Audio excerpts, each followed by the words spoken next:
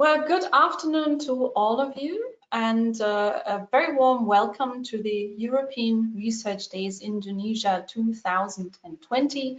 My name is Susanne Ranzibasu. I'm the regional representative of EURAXESS ASEAN based in Singapore, and you're joining us for a very exciting session this afternoon. You'll learn all about research opportunities in Luxembourg. We have a fabulous panel prepared for you.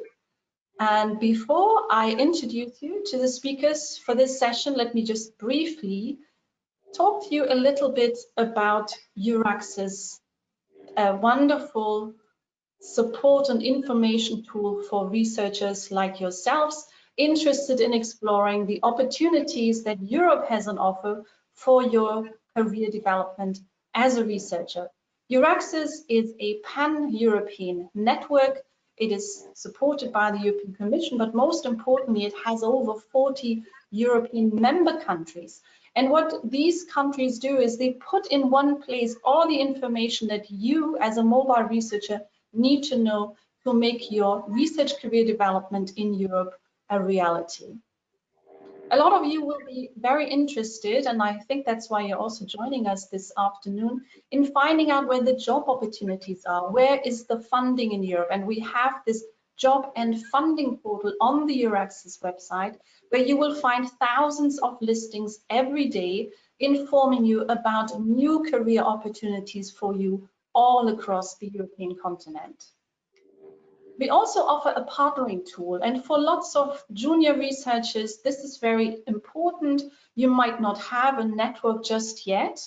The partnering tool gives you an opportunity to reach out to individual researchers in your field, to research organizations, universities, for example, but also to private research players, companies, for example, to build your research network and to establish collaborations. Equally interesting, I think, is the hosting database. This is where you find concrete offers from European supervisors, from institutions across Europe that are looking for international mobile research talent to join them for some time, for example, for a PhD position or a postdoc position. So please make use of the hosting database. And of course, there's lots of information on there, lots and lots of information about research in Europe, living in Europe, working in Europe, and every EURAXESS member country, Luxembourg of course included, has their own country page. So you will find on, for example, the EURAXESS Luxembourg page, all the information that's relevant to a research career in Luxembourg, including of course information on where you can find support and assistance. Everything we do as EURAXESS is for you as mobile researchers, and it is free of charge. So I really encourage you to make use of this wonderful tool. I am part of EURAXESS ASEAN, as I said at the beginning. I'm based in Singapore, but I'm also in charge of Indonesia and Malaysia. You can always get in touch with me and I will try to help you or link you to our huge European network. And here you can find a QR code which will link you directly to our website. And there you will find information about all our activities. And of course, right now, we are right in the middle of our European Research Days Indonesia. Lots already happened, lots still coming up. So please make use of this opportunity, grab the opportunity to develop your research career in Europe. Now with this, I want to hand over to our expert speakers today. And we have with us 4 experts on research in Luxembourg. If you just allow me to briefly introduce them to you. Dr. Aliénor Didier, she's my colleague. She is the National Coordinator for EURAXESS Luxembourg. Hello, Aliénor.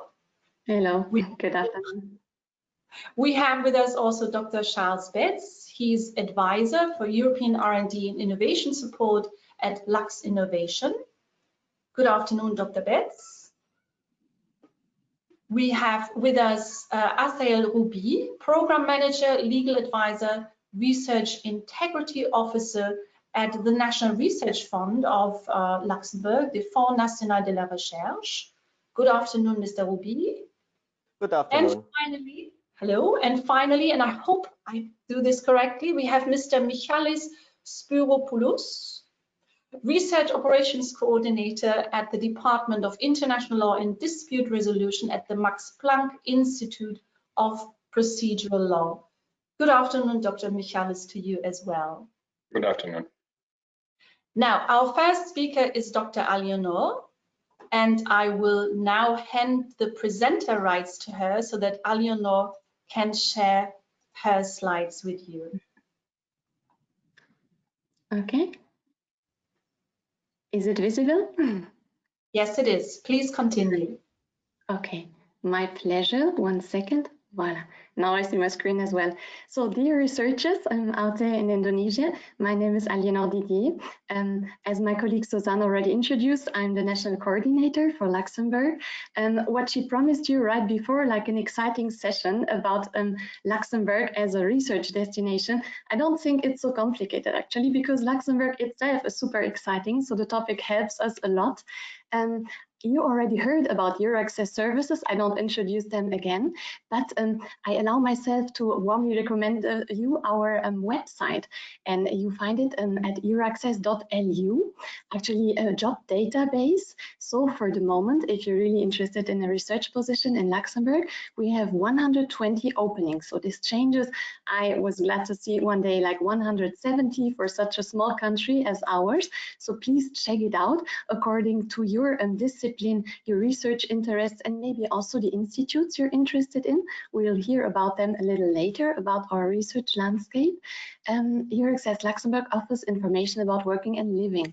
So there is a special section, you can check it out, with information about taxes, about schooling, about the health system, visa, very important as well to come to Luxembourg, and a resource you can use online as well is our EURAXESS Foreign Researchers Guide. bit.ly EURAXESS guide, you can download it directly, and it also gives information about the funding opportunities in Luxembourg. You will get some later, but really I can recommend you this companion, this guide. It's quite comprehensive. And of course, if you want to reach out to me, like after the session, we won't have that much time today, you're always welcome. You'll find the contact information on our website, and I would be happy to answer all your questions related to onboarding you in Luxembourg one fine day. Good. Let's start with checking out the reasons actually why you should come to Luxembourg instead of maybe another interesting European country. So there are many, many reasons. I will only pick some for you, because for sure the fact that you're here today with us already shows that you're interested. So you might have your personal reasons. That's one very interesting point.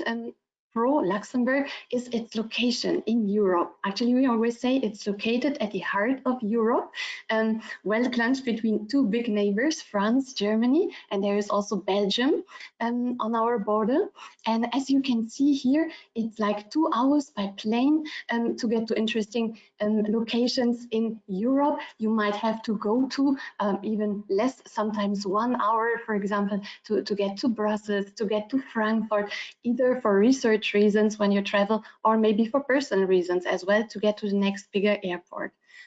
This is very handy, very convenient. We have a lot of cross-border workers as well, you can imagine. And with this, I come to the next point, actually the international character of Luxembourg. Saying first, the multicultural society we have here. So as you can see from the figures, like 50% of our population is made of foreigners. Means when you come to Luxembourg, you will probably not really feel as a foreigner, because most of us are. So I am too. I'm not a Luxembourgish native. But this is a very exciting environment for work, but also on the private side. If you like this multicultural part, interacting with people, and also, of course, coming with this aspect, another one, the many languages we have here in Luxembourg. Of course, Luxembourgish is the national language here, but as you see, not so many Luxembourgers, so you don't hear it that much on the street, and neither at your workplace. And this also gives you an advantage, because we presume you come with English as the vehicular language, and then your own language. All the better if you already speak maybe German or French, because these are also the official languages in Luxembourg, beside Luxembourgish. But in the end, there is no need, because nearly everyone speaks English, and most of the people bring, of course, their own languages with them. So it's an inspiring, exciting environment. And thinking about children you might have and maybe want to bring to school in Luxembourg, they grow up with like 3 languages already from the schooling system. So that's a big plus actually to train them to become an international citizen. Very nice environment. So what can I say as well? There is also a lot of state support. As you can see here, just one aspect, Luxembourg is the first country to have made public transport totally free. So since March this year, we don't pay when we use public transport. I mean, this is good for the environment and as well for the feeling you have when you travel around. It's a good like network you have on public transport. This is important as well. It's not just free. Oh, sorry, I just hear some noise in the background. There are some construction works. I hope you still understand me, so huge apologies for this. But state support doesn't stop here. So the state is massively investing in research on this side as well. Money that goes to the research institutes to push our research priorities forward. And I also see the state support as an important point in our health system. So Luxembourg has a renowned health system. It's a very good one. But think about the crisis now, at the moment, the COVID crisis. So Luxembourg is among the only countries to have a large-scale testing system. It means me, for example, it's like the first time I went to my COVID test, we got free masks, and there is a real follow-up you see behind. So this means the sanitary situation, because it is a point you have to consider for the moment, is also a one that makes you feel like welcome and also secure and safe. Safety is another point I wanted to mention today for you. So last year, the Mercer ranking put Luxembourg City, means our capital, on the first rank. So it's the safest city in the world. And also when you travel across Luxembourg, you don't notice like aggression. There is not a lot of criminality. So this is also important, even if you have an exciting job, of course, like the private part, feeling somewhere sheltered. Also, when you come with your family is an important point, and we can check the box that this in Luxembourg is ensured. Well, other points, of course, super interesting for you as researchers. We have an attractive research system. So Luxembourg is very high on the EU Innovation Scoreboard. As you see here, we're an innovation leader, and not just for the first year this year. And Luxembourg is also ranked on the innovative global economies. As you can see here, the Global Innovation Index ranks us 18th. Okay, then I allow myself to present you the Luxembourg research landscape. So today we have a representative of one of our institutes. I'm very happy about that. He will introduce his institute later on, but I will just go briefly through the other institutes so that you get an impression actually how you can fit in somewhere in our landscape, which institute might be a potential employer for you later on. Let's start with the Fonds National de la Recherche. We have a representative here of the Fonds National today as well. It's the main funder for research activities in Luxembourg, and it offers a large fan of programs, which will be kindly presented by Azael Ruby, my colleague, later on. Then we have the University of Luxembourg. EURAXESS Luxembourg is actually affiliated to. So I give you some details about this hugest employer in research in Luxembourg. It counts around 900 doctoral candidates, so you can imagine in better dimensions. It offers 4 doctoral schools, and it's a very young university. It's like 17 years old, and it's also ranked in the Times Higher Education on the 12th place for young universities.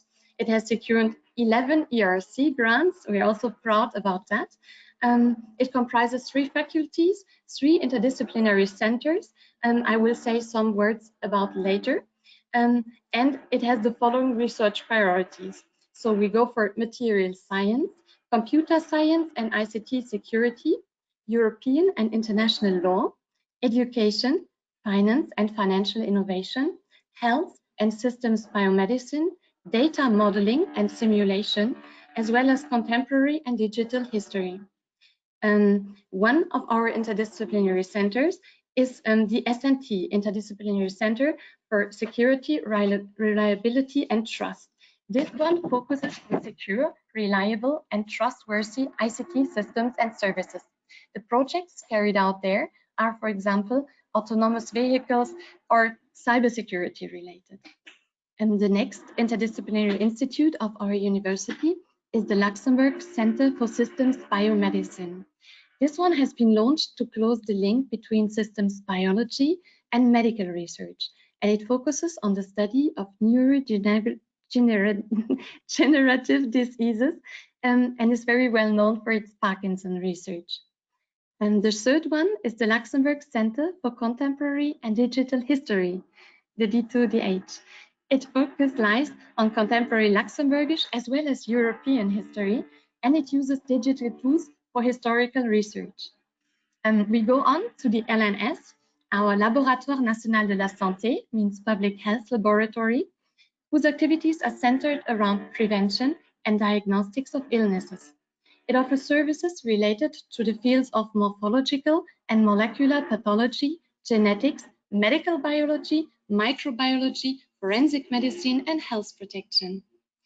The Luxembourg Institute of Health, LIH, with its associated integrated biobank, is a biomedical research center with expertise in oncology, infection, immunity, as well as population health.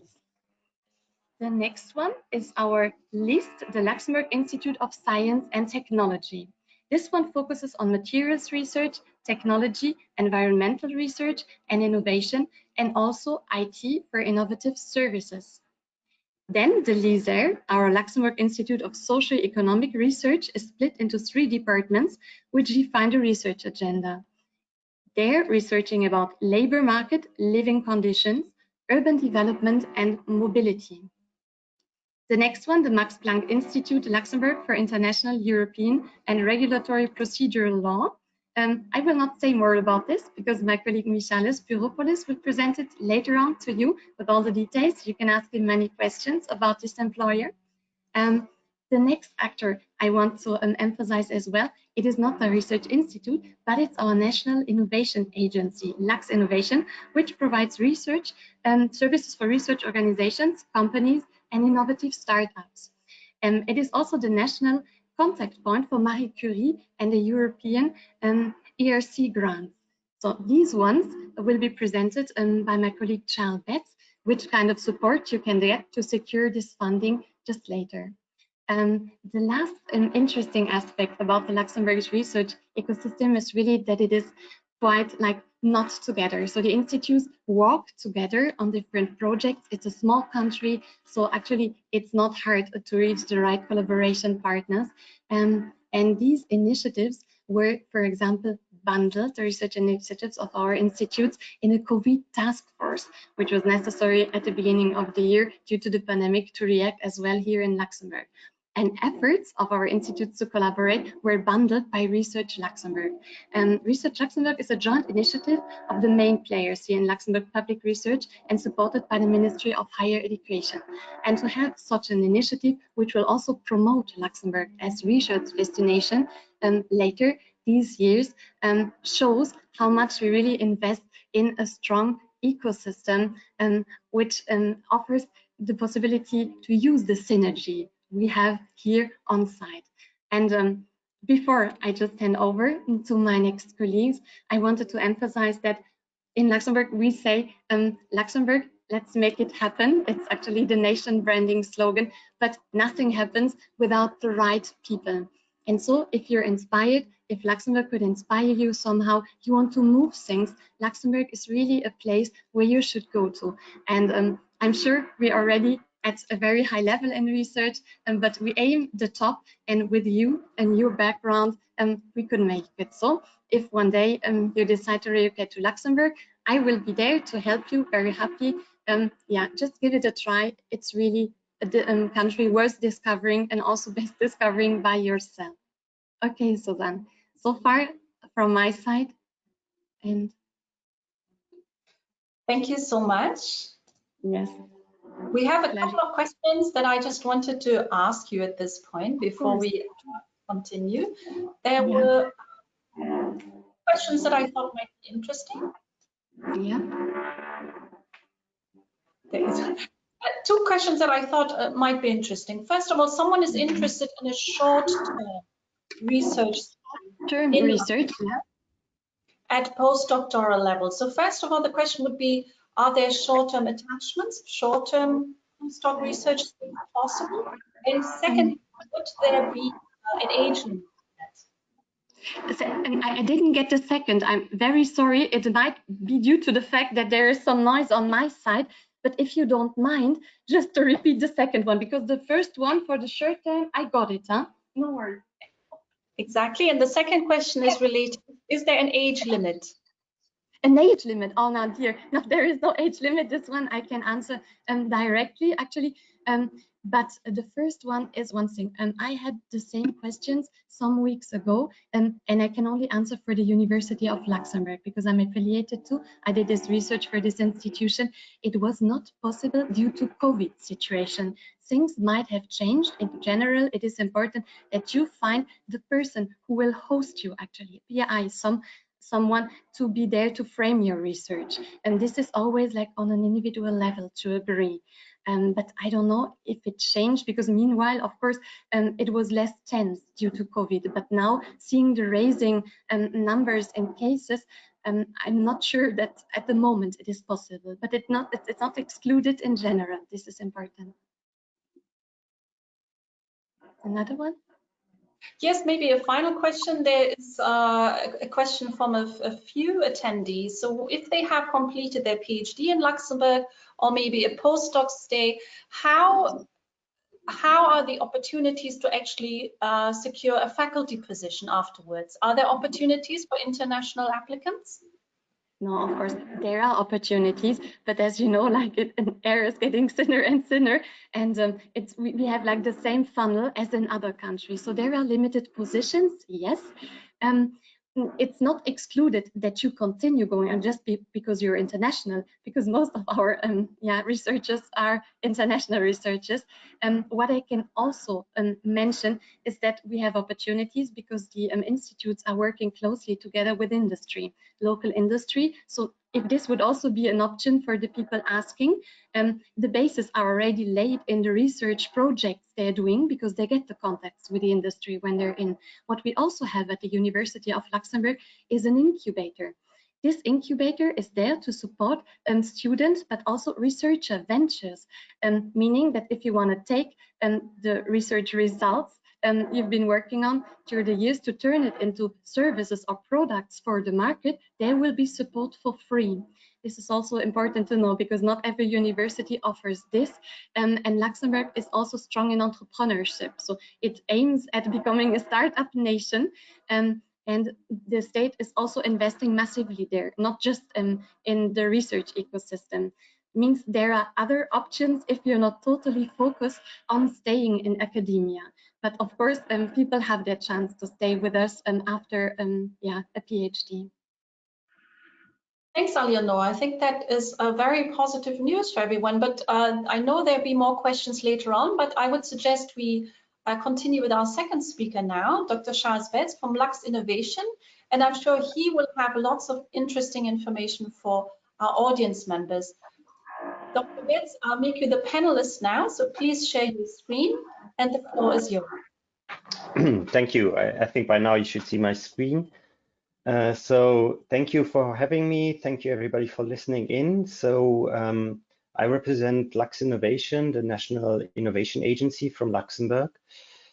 So by the nature of being an innovation agency, we mostly deal with companies of all sizes in Luxembourg, including some programs we have for startups, etc. However, my team, we are at the same time the national contact point for European funding, in particular Horizon 2020, which will now become next year Horizon Europe, and the before mentioned Marie Curie and ERC grants, which I will list very briefly. So what do we do as national contact point inside Lux Innovation? What are our missions?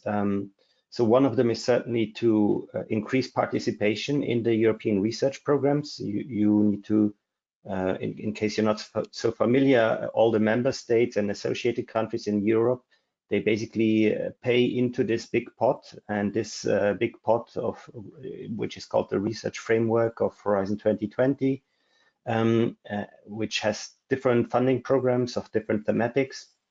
And our aim, and every country has a national contact point whose mission is to support their local ecosystem.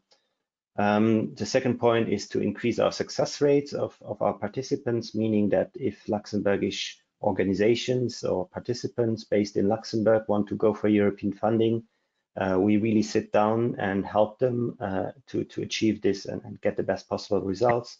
And we also, because we are in contact with so many companies in Luxembourg, we also build the bridge between researchers and companies to allow exchanges and really innovation to progress. How do we do this? So our main motto is always being very, very personalized. We have the advantage of having a good team and a relatively overseeable amount of demands that come in. So we can really sit down with you and find the best options inside European funding, that is. So we help you identify these opportunities. We help Luxembourgish-based organizations in the grant writing. Some of these research programs inside the European funding, they are based on consortia, meaning several applicants together internationally that work together on the same call, research call. So we can help find partners in that. And then we help with the more administrative and legal questions within this European framework program.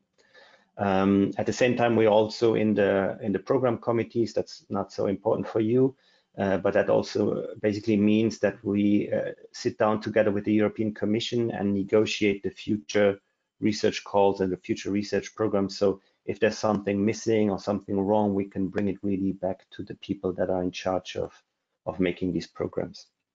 So I really want to focus on two programs today because they will be the most, I think, among the most interesting for you. That is the ERC and the Marie Curie programs. ERC is the European Research Council, and the Marie Curie, these are postdoctoral fellowships. On the slide, I still refer to them as individual fellowships. For the Marie Curie, MSCA stands for Marie Curie Actions. But in the coming 2021, so next year, they will be called MSCA postdoctoral fellowships. It's basically the same thing. So what are the common elements between these two? They're open to the world, so anybody around the world can come to Europe and participate in these programs. They are open to all scientific fields. They are completely what we call bottom-up, meaning you come with your own idea. It's not that somebody decides, well, you need to address, I don't know, global warming or the COVID pandemic or whatever. It's really up to you to define whatever research you want to do. At the same time, it's highly competitive. These are very, very interesting funding rates that you receive, good budgets. And accordingly, they are, of course, very competitive, and the best people around the world compete. So I will go back to this again in the next slide, but the very first thing, and it has been mentioned before, if you want to do these sort of grants in Luxembourg, the very first thing you need to do is find a host institute. So the host institute is the organization where you will do your research. Obviously, if you do a postdoctoral fellowship, you want to contact some research group leader, and we can get into how you want to do this. If you are doing an ERC, it's similar. You need some contact, and you need them to agree that you want to do this grant. You cannot do it just by yourself and then come to Luxembourg and say, look, I'm here, I got this grant. That's not how it works. You need first somebody to host you and who is on your side and supports you. So obviously the program being very competitive, your research project needs to be really outstanding, and accordingly you need to devote a lot of time into the writing and the idea development. It's not something that you can quickly write together in 1 or 2 months. That's really a waste of your time, I would say. Speaking about the differences between the two programs, so the Marie Curie, MSCA, Marie Curie are the postdoctoral fellowships. You need a PhD.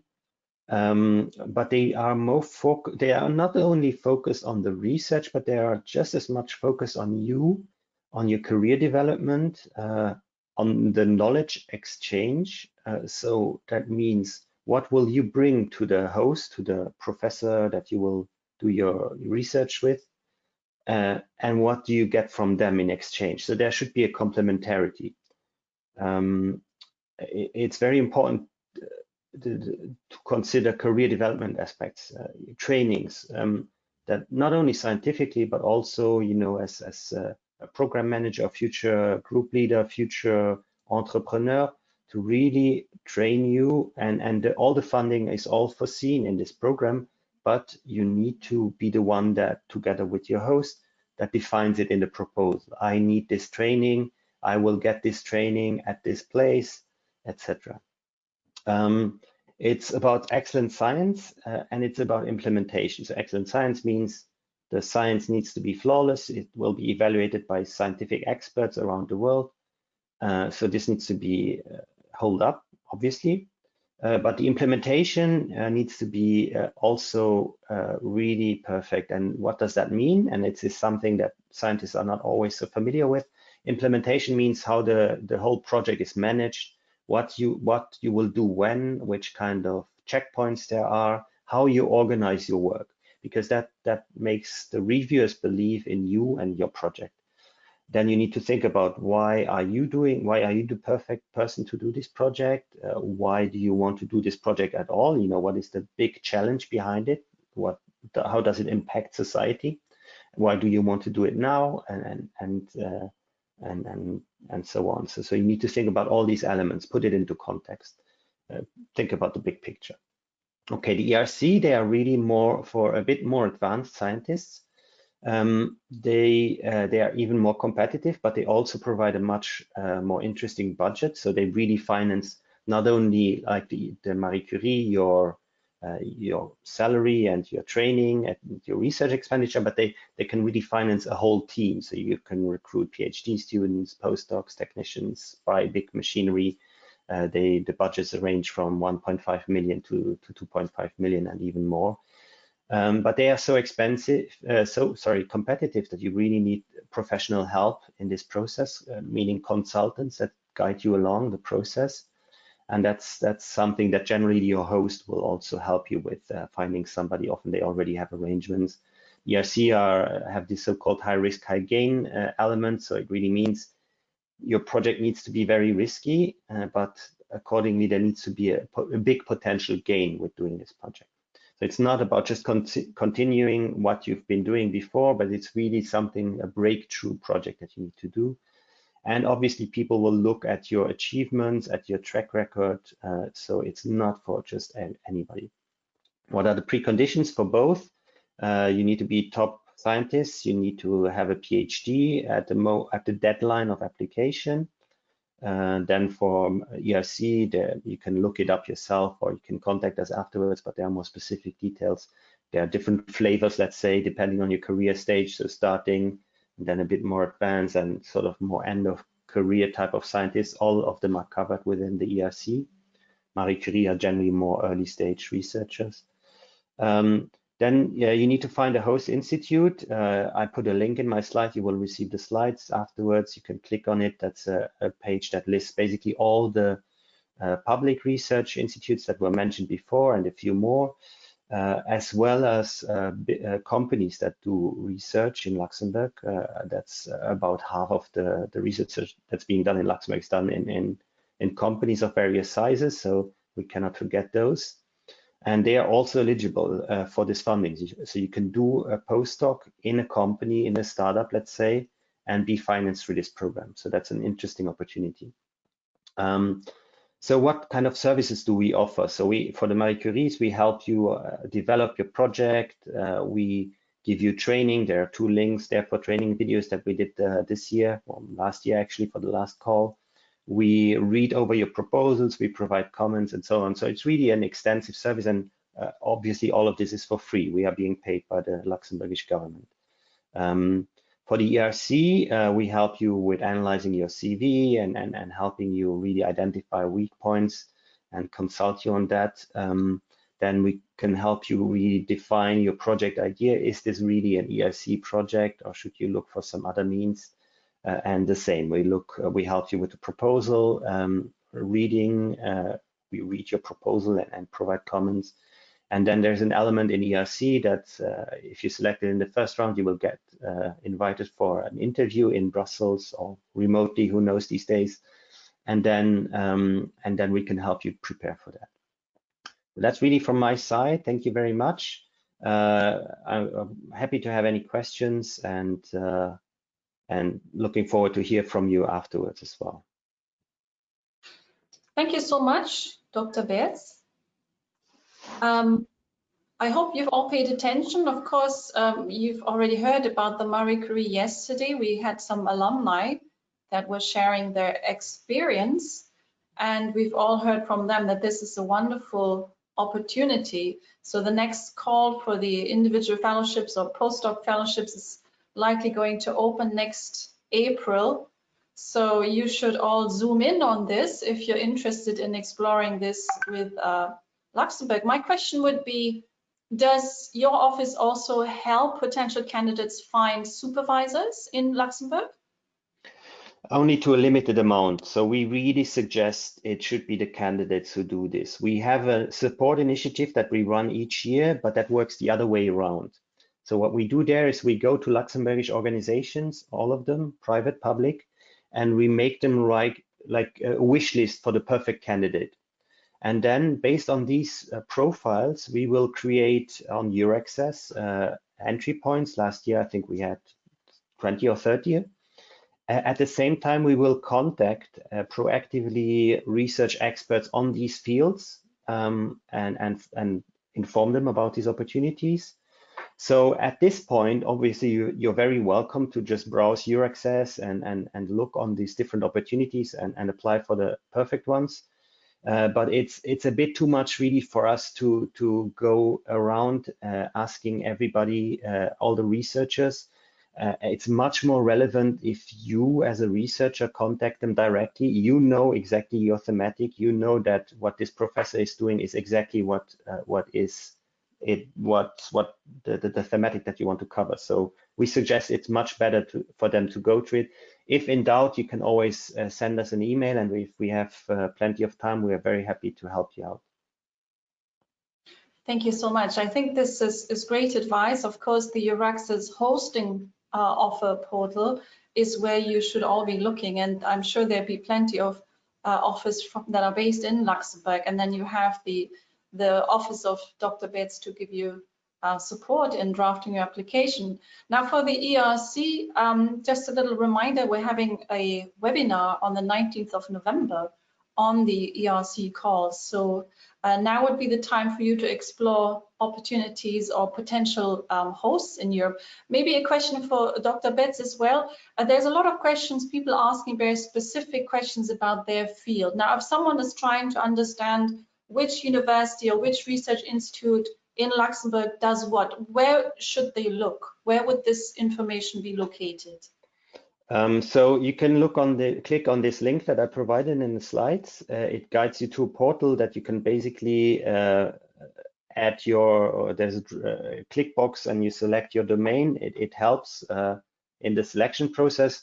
But honestly, we have 4 main research organizations. We have the university, we have LISA, socioeconomics, we have LIST, which is more technology and engineering. We have LIH, which is more health sciences. So these are 4 websites that you have to check, and you can just Google, Google your domain, whatever, machine learning and Earth observation and Luxembourg, right? And you will come to these websites by yourself. I think that's generally the way I do it, because I also don't know every single research lab in Luxembourg, but if I want to find it, it's relatively easy to see. Again, University of Luxembourg, LIH, LISA, and LIST. These are the 4 main players. And then for the private ones, it's easier to find them on the link because you might not be aware of a small startup, etc. Thank you so much. So for all of you listening, you will get a copy of all the presentation slides that you're seeing today. So don't worry, you will have access to the website that Dr. Betz just introduced. And the message, I think, is clear. There's lots of opportunities and lots of support. So thank you, Dr. Betz. We will turn over now to our third panelist, Mr. Ruby. And I will make you a presenter so you can share your slides as well. So the floor is yours. Yeah, good morning, good afternoon for you. For us, it's in the morning, everyone. My name is Azel Ruby. I work as a program manager at the FNR, the Fonds National de la Recherche, who is the main funder for public research in Luxembourg. I give you three aspects of what we are doing at the FNR, Fonds National de la Recherche. We are the main founders of research activities in Luxembourg, meaning we have the traditional role of each other funding agency over the world. We try to manage public funds for research projects and to increase the selected in the core strategic area. We have some priorities in Luxembourg on the public research. We try also, and this is quite specific for Luxembourg and for the FNR, to promote scientific culture, to raise public awareness on research and science, to make them understand what we are doing. And for that, we have, for example, Mr. Science, who has a TV show where we just co-promote it. And also we advise, like any funding agency, the Luxembourg government on research public and strategy. And our vision is trying to establish Luxembourg, as small as Luxembourg is, as a leading knowledge-based society to science and research and innovation, and thereby contributing to the country's economic diversification and also the prosperity of Luxembourg. And we try to, set up a suitable world-class research system in Luxembourg. We set it up from scratch. Luxembourg and research domain is quite young, but we try to generate in social and economic impact on key strategic areas, as well as implement excellence and quality. And therefore we use the traditional peer system view, meaning that each proposal is evaluated by an external reviewer, where try to give the standards of transparency, impartiality, confidentiality, as well as integrity of all the proposal.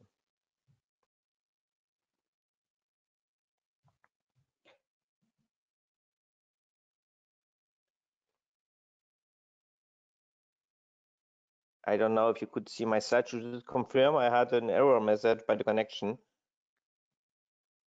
We still see your slide. It says vision to establish Luxembourg. Okay, I'm going to slide further, but perhaps it takes time that you could see.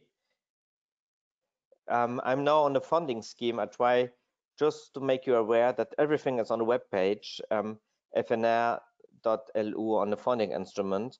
Please help yourself by looking at the different career steps. I try to summarize in the two next slides what we have.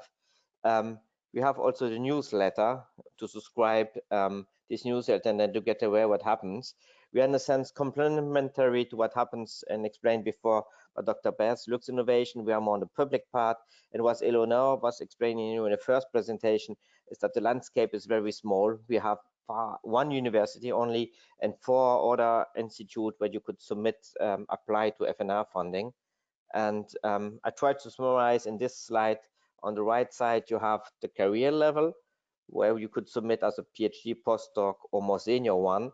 And you have different access where you could submit. You have the traditional project funding. In this project funding, partially in the strategic fitting areas defined by the government, as well as in international collaboration. I will have a dedicated slide to the international collaboration. We have also attracting people funding. And one fitting today is attract, is similar to what Dr. Betz presented you with the ERC grants. We try to implement our own ERC grants with the attract, starting and consolidator grants. I will have a slide on that, as well as more senior one, but this is Pearl and so on. And I will present you the last instrument, the PhD grants, and we have 2 different aspects. One is the traditional PhD in academia, and the other one is the industrial fellowship, where you need to have a support from an industry partner. But everything is on the web page, so subscribe our newsletter and go to this web page to get information. So attract is have in mind similar to the ERC model presented by Lux Innovation, but here you need to find as well a host institution in Luxembourg, so University of Luxembourg or the 4 or 5 other ones, and you need to submit once per year. There's a call together with this host institution and a track starting or consolidator depending on your grounds, and FNR is providing funding 1.5 million for the starting one and 2 million for the consolidator one, and behind this funding there's an idea of co-funding by the host. Therefore you need to submit together with the host, so the first step is to find the right host. And the contact person is Dr. Marie-Claude Marx. You will have also slides and a contact later on, but just have in mind this could be interesting depending on your career stage. The next slide is on the PhD level. We have also a scheme founding a PhD, meaning that you need to find a host, a doctor father in a sense, submitting together with him an application. You need to find it in Luxembourg to get the funding. We have 1 call per year. The next call deadline will definitely be in spring 2021. Our budget is around 25 grants, it's 4.5 million. And yes, if you have any question, I will be your contact point for that. I'm happy to provide you, but you need to find your doctor father and then together to set up online. There's a platform at FNR for all instruments, your proposal. Your proposal is assessed by the traditional excellence criteria set up, meaning your project need to be state-of-the-art, excellent, as well as your CV and the environment you choose, and in competition with other proposals, you get funding. Our success rate are nearly 1/3. And the counterpart is of this industrial IFR et de la formation recherche is the industrial fellowship. So it's similar to the other slide, just here you need to have a Luxembourgish institution as well as Luxembourgish based company on board, meaning that you could have something in partenariat, we say something working together.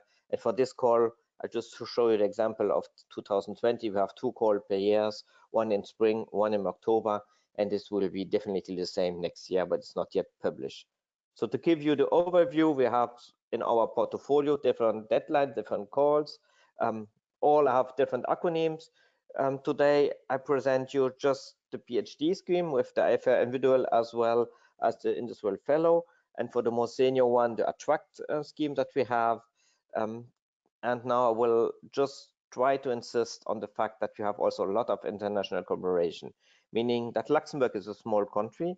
It was shown by our first presenter, 1.5 million inhabitants in Luxembourg, but we are around different big countries, Belgium, France, Luxembourg is in the half of Europe, and therefore we try to set up different project funding, bilateral, meaning we have 2 partnership, or multilateral on European level to have a kind of ERA-net where Luxembourg is part.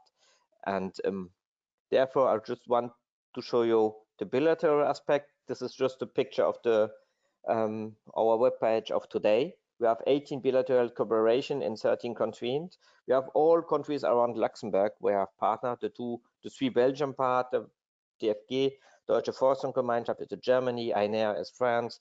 We have Portugal, we have Rican, Singapore, also sometimes some bilateral PhD scheme, and it's just written if it's open or not, and please consult our webpage, as well as, here's the webpage link, as well as multilateral, meaning more than 2 persons, and there we are part of the most big ERA-net and consortium over 35 countries in 12 international networks, where there are different calls open at different deadlines, and FNR is then your contact point for all this submission. And my last slide is also jumping back, was saying by the speakers before. Luxembourg is a small country, but we try to merge our force and try to set up Recherche Luxembourg, and therefore all the partners decided to have one visible thing, and this is Recherche Luxembourg. And please consult this webpage. This will also provide you different link to all the partners in Europe. Thank you. I'm open for the question. Here are the email address and the links. Thank you so much. Well, unfortunately, there seems to be a little bit of a connection problem. But just for everyone not to panic, we've heard the presentation. You will be receiving the slides, so you can look at this in detail later on. So basically what we've heard, there are a lot of funding opportunities for both PhD students, PhD research, and postdoctoral research. I was wondering whether there's any specific thematic areas that you as a funding body are focusing on? For the PhD level, it's a bottom-up approach, so it was perhaps too fast.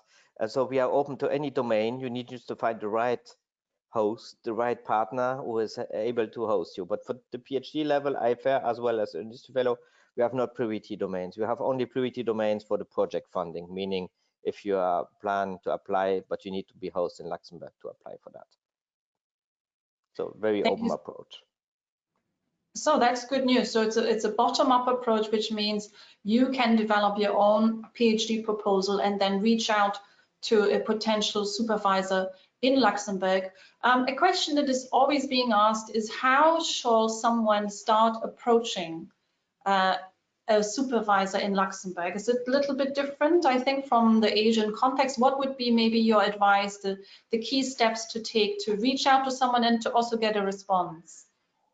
Just to make a calendar one step back, if the call deadline is in spring, you need to submit at that deadline a joint statement, meaning that the host is accepting you as a PhD candidate, but also you need to submit a project description. And this project description is also with annexes CVs of your supervisor, because the team is part of the evaluation.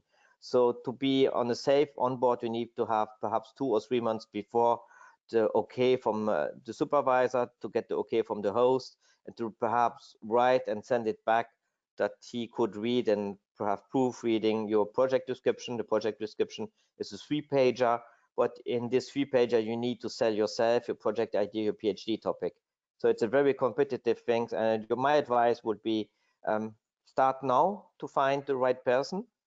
Try over the next months if it's working or not, and then establish the formality, the administrative aspect that you could in January, February focus on your project description to submit in spring, March, probably the deadline, that everything is then on the safe side, because after the deadline your project is not eligible, and if your project is incomplete, it's also not eligible. So be on the safe side and submit on time.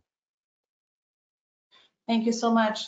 So again, as a summary, lots of opportunities, lots of information as well. And I think the onus is also on the applicant to read properly through the opportunities and stick to the timeline. Now, some advice that we've heard over the past few days is always, when you're reaching out to potential supervisor, you really have to get that person's interest. So when you're developing an idea, you really have to do your own research and make sure this is an area of interest to the person you're trying to get excited in your research to work with you for, a duration of 3 to 4 years. So always look at it also from the perspective of the professor that you're reaching out to, that you're bringing something to the table.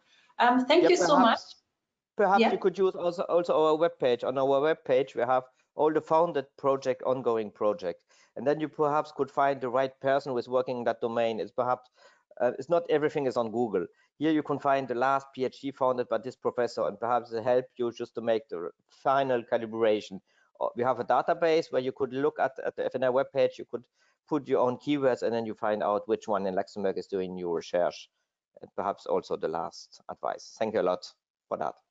Thank you. I think that is actually fantastic advice. So just see in which area funding was already handed out and which area the professors are active. I think that's great advice. And I know also that there are Indonesian and Malaysian researchers that have gone to Luxembourg recently to either do a PhD or postdoc research. And I think Aliénor could probably also help you reach out to some of these alumni if you want to hear from your fellow countrymen, countrywomen on how to go about exploring research careers in Luxembourg.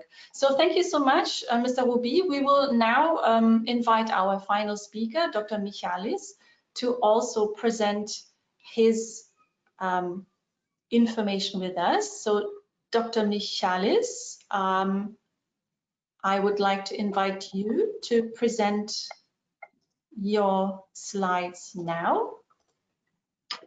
So the floor is yours. Can you see my screen? Yes, we can. Please proceed.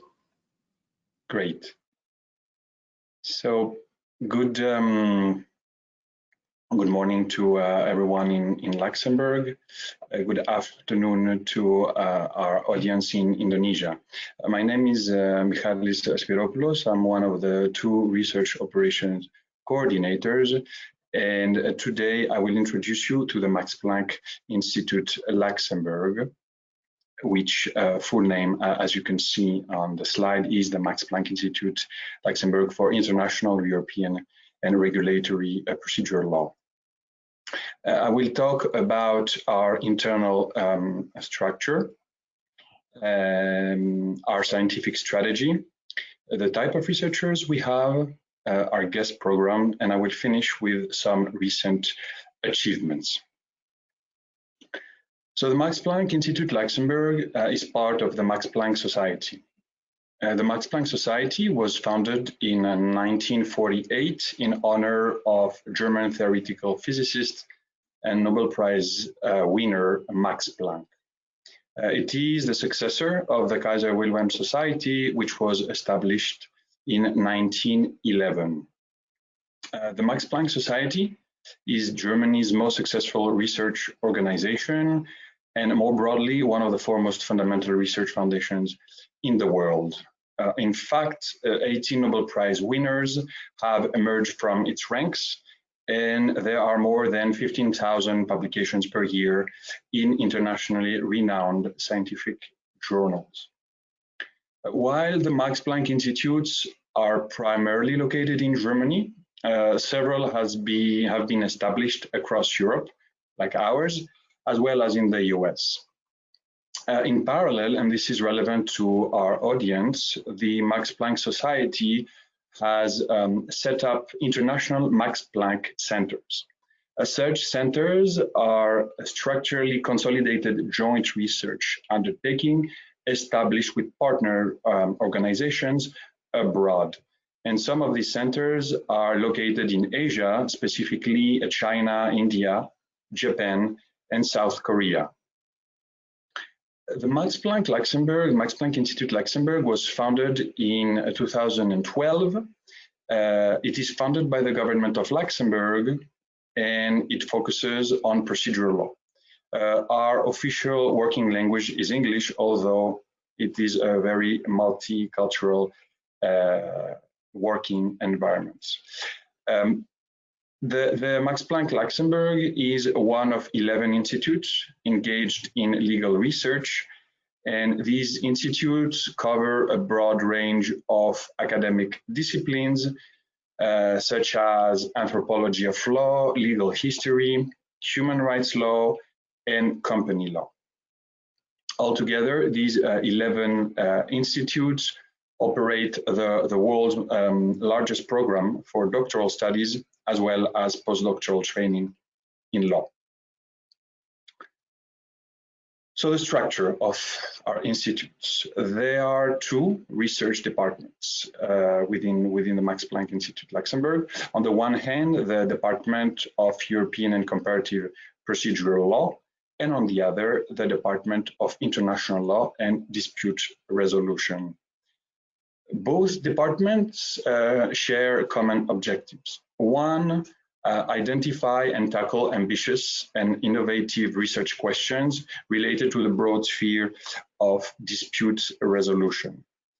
Two, develop cutting-edge projects at the crossroads of private and public law. Three, support the professional and personal development of our researchers. And four, attract the best and brightest scientists from all over the world. In parallel of the two research departments, we have two additional units. Our library, which is at the heart of our research infrastructure. The library contributes to our institutional commitment to excellence in legal research, and our administration, which provides business support to the Institute in various areas. Each department is run by a director. The Department of European and Comparative Procedural Law is led by Professor Burkhard Hess. Professor Hess is the former dean of the universities of Tübingen and Heidelberg, of the Faculty of Law of these two universities, to be more specific. He is currently an associate of the Institute of International Law, a member of the Presidium of the International Association of Procedural Law, and the chairman of the International Law Committee on the Protection of Privacy in Private International and Procedural Law. The Department of International Law and Dispute Resolution is headed by Professor Hélène Ruiz-Fabry. Professor Ruiz-Fabry was the Dean of the Sorbonne Law School in Paris, where she still teaches.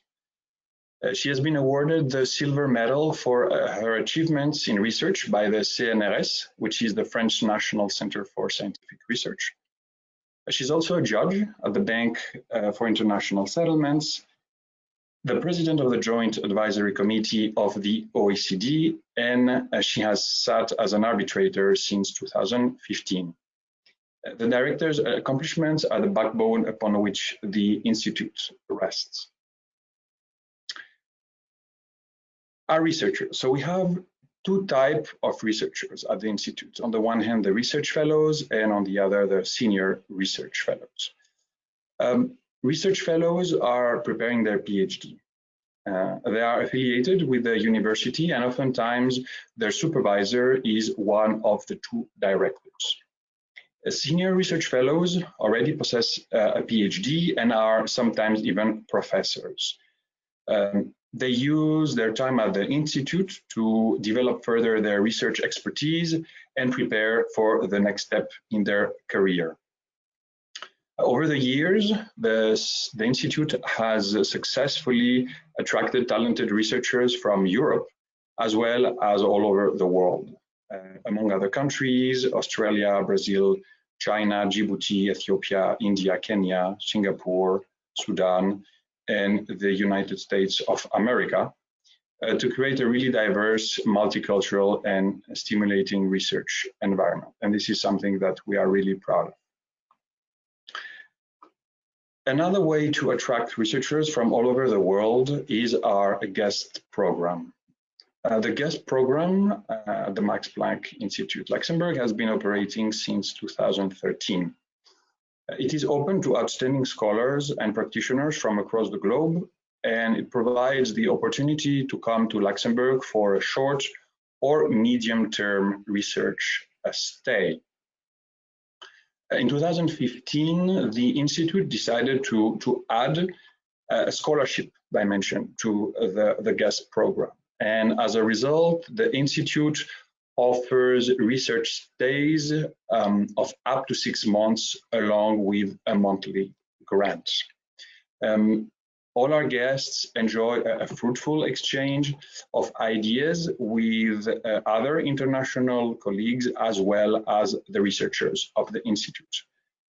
The weekly meetings organized by both departments as well as the scientific events taking place at the Institute are excellent opportunities for this exchange. And I would like to end this presentation with some recent accomplishments. 13 PhD candidates have defended their thesis since January of 2019. It is common that they are offered to publish their doctoral work right after, and some outstanding research fellows were even offered a senior position within the Institute. Our alumni, so former colleagues have gone on to prestigious careers in academic institutions, the judiciary, or private practice, including, for instance, the European Court of Justice, which is based here in Luxembourg, the University of Strasbourg in France, the College of Europe in Belgium, and Leiden University in the Netherlands. Of course, their successes are evidence of the quality of the work performed at the Max Planck Institute Luxembourg, and this is also something that we are very proud of. While the Institute has spearheaded and participated in many notable scientific events over the years, our projects have been consistently remarkable. Our most recent flagship initiatives are the Max Planck Encyclopedia of International Procedural Law and the Comparative Procedural Law and Justice project. They are both intrinsically international and interdisciplinary, and they involve the researchers of each department. So let me start with the Max Planck Encyclopedia of International Procedural Law. It is an encyclopedia run by the Department of International Law and Dispute Resolution, and it aims to map the field of international procedural law. This encyclopedia is conceived as a resource for practitioners, scholars, legal advisors, policymakers, and observers of international relations and global governance. It is enriched on a monthly basis with new in-depth manuscripts, eventually reaching over 1,000 articles. So far, more than 500 international experts have agreed upon invitation to author assigned scholarly entries of about 20 pages on both well-established and cutting-edge topics. The encyclopedia began being published online by Oxford University Press in September 2019. The Comparative Procedural Law and Justice project, the CPLJ, is run by the Department of European and Comparative Procedural Law. It officially started in September 2020, and it is supported by the FNR, the Fonds National de la Recherche, which Mr. Ruby introduced right before me. This project is a comprehensive study of comparative civil justice in the contemporary world. It aims at highlighting workable approaches and at understanding procedural rules in their cultural context. The final publication will be a compendium, which is expected to illustrate the consolidation of comparative civil procedural law as a self-standing research area, and to become the main source of reference for future studies.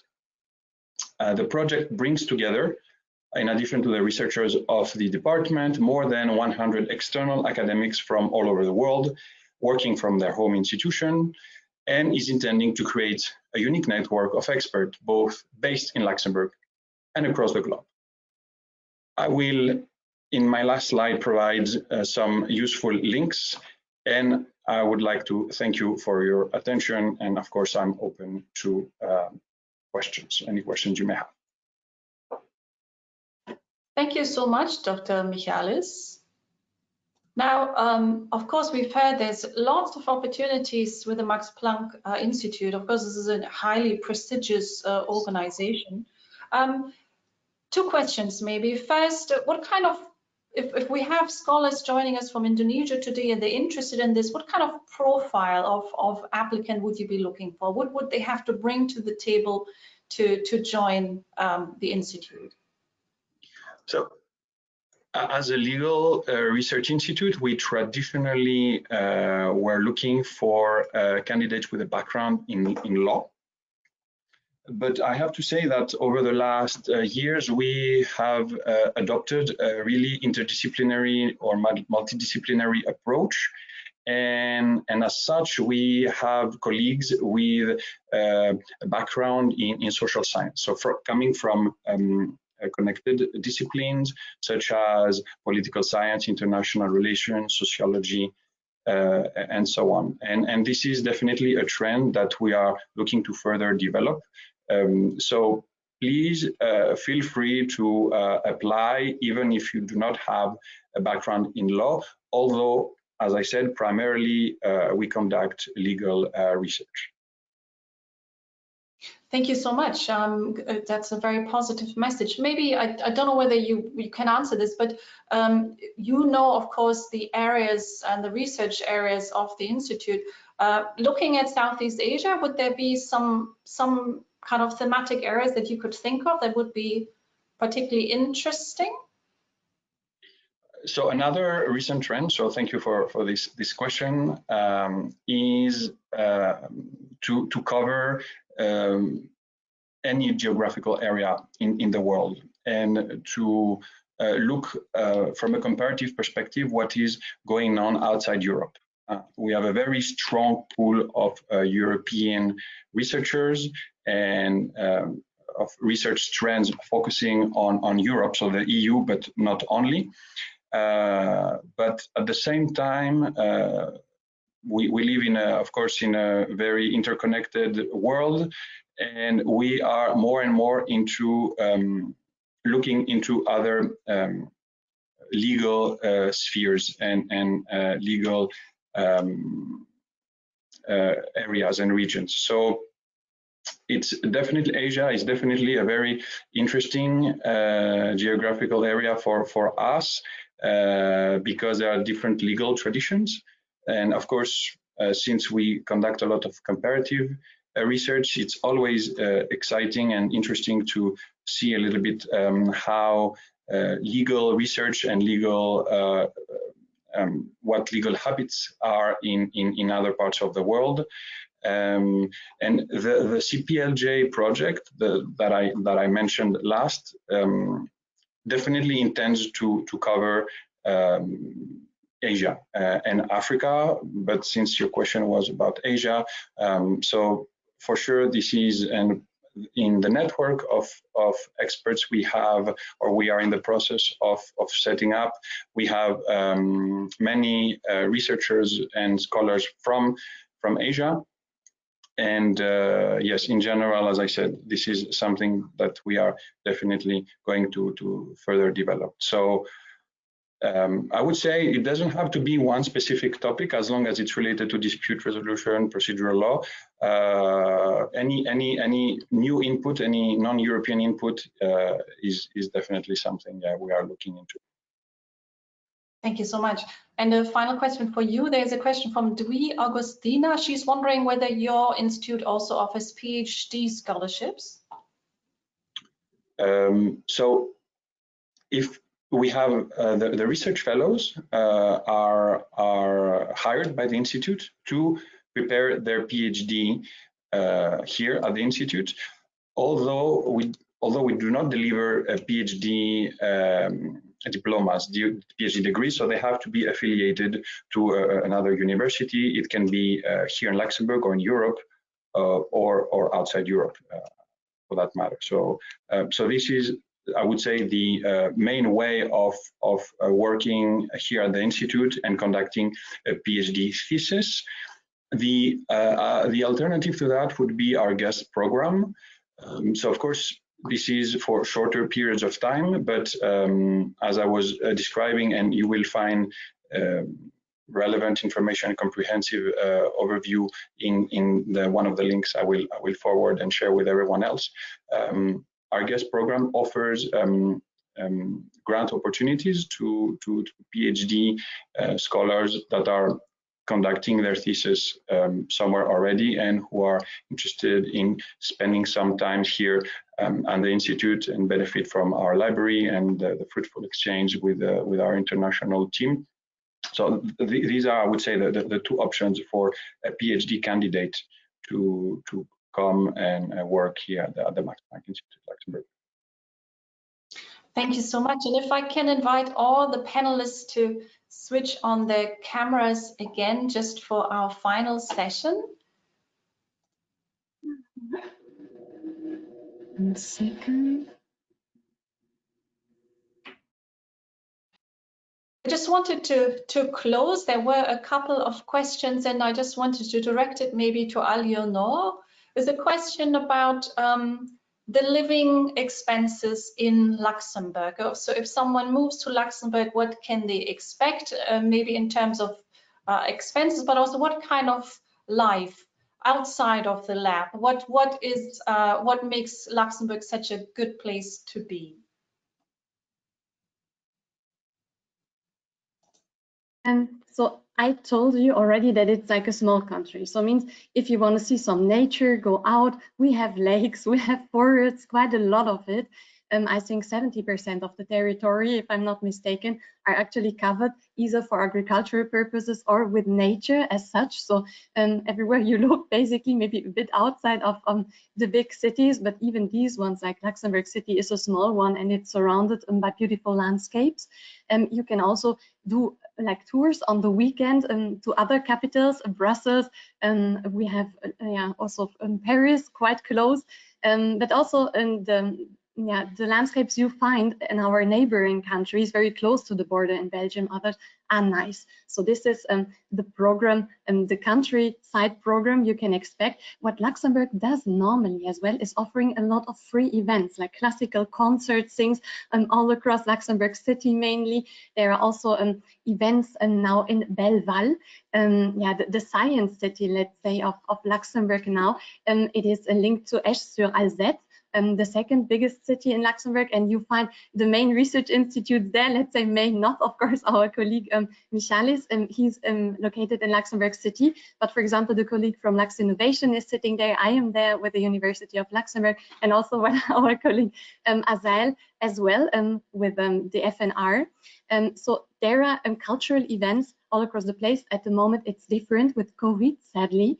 The living costs, this is something important actually to mention. So Luxembourg has very high wages. I didn't mention it first because this is not the reason why we want to attract you actually. So it's more about the infrastructure we offer and also the aims we have to make Luxembourg even a more excellent place in research. So this should not be your main reason to come, but they are high. And cost of living, and let's not say like the daily expenses in the supermarket, this is not relevant, but living costs in the sense of paying for an apartment or even a house, and these rents, they are high.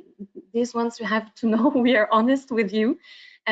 But the government is also investing massively in possibilities actually to get housing at affordable rates. So it might take some time until everything is set in place, but this problem has been recognized and we're acting. So we're building more flats and more houses to get people in, and for researchers, especially if you're there like first for some years related to the project duration, there is also an infrastructure we can offer. At least at the University of Luxembourg, we have housing for researchers, and you can keep until, I think, the end of your postdoc. So PhDs and postdoctoral candidates are allowed and entitled to use these residences. And they're also subventioned residences. So of course, the rents are not as high.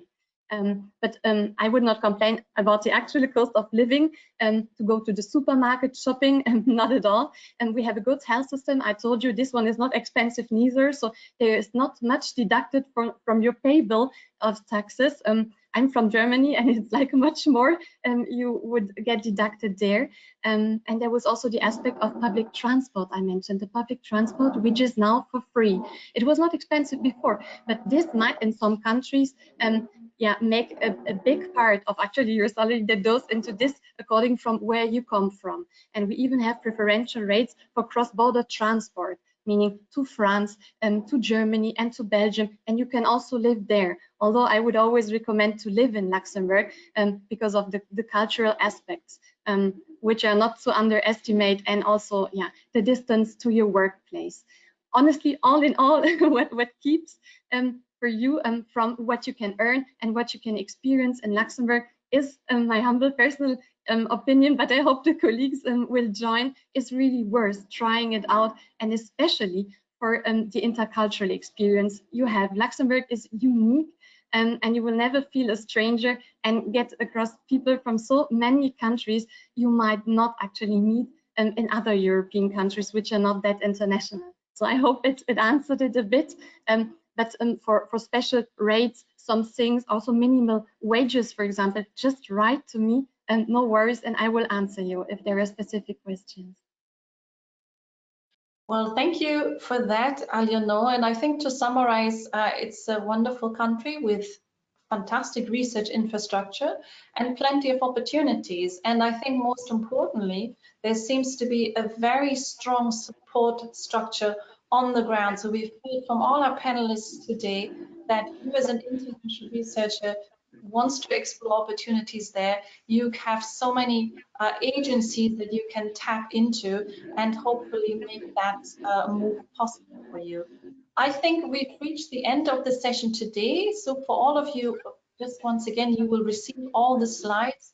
Our presenters have prepared extensive information for you. Everything is hyperlinked as well. And you, of course, have their contact details. So my advice would be grab the opportunities, spend some time researching it, and then get in touch with our panelists and hopefully they will see you in the heart of Europe, in Luxembourg, very soon. So with this, a big thank you to our panelists, a big thank you to our audience members, and everybody, please stay safe and healthy. Thank you so much. Thank you, Thanks Susan. a lot. Bye-bye. Bye. Bye. Bye.